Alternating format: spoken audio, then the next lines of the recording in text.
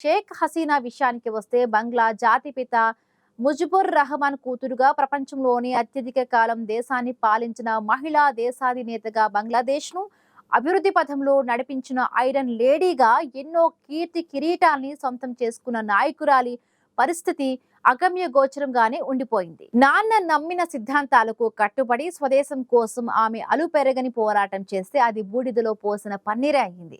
August 15, 1975 సంవత్సరం ఢాకా నగరం అప్పుడే నిద్రలేస్తోంది. అకస్మాత్తుగా బుల్లెట్ల శబ్దం. అదెక్కడో కాదు, బంగ్లాదేశ్ ప్రధాని షేక్ ముజిబుర్ రెహమాన్ వ్యక్తిగత నివాసంలోనే. ఆర్మీ ఇంటిని చుట్టుముట్టిందని ఆ కుటుంబానికి అర్థమైంది. అంతా ఒక్క గదిలో దాక్కున్నారు. కాల్పులు నిలిచిపోయాయనుకొని ఆయన బయటకు వచ్చారు. వెంటనే ఆర్మీ అధికారులు ఆయన చుట్టుముట్టి బుల్లెట్ల వర్షం కురిపించారు. 18 తూటాలు శరీరాన్ని ఛిద్రం చేశాయి. ముజిబుర్ రక్తపు మడుగులో పడిపోయారు. కుటుంబంలో అందరూ చనిపోయారు. కానీ ఈ మారణ కాండ నుంచి ఆయన ఇద్దరు కూతుర్లు మాత్రం తప్పించుకున్నారు. ఎందుకంటే వాళ్ళిద్దరూ అప్పుడు జర్మనీలో ఉన్నారు.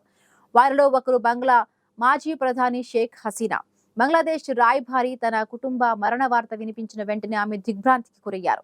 అప్పటి నుంచి హసీనా జీవితం మారిపోయింది. అలాంటి పరిస్థితుల నుంచి బంగ్లా ప్రధాని అయ్యే వరకు ఎన్నో ఇబ్బందులు ఎదుర్కొన్నారు హసీనా.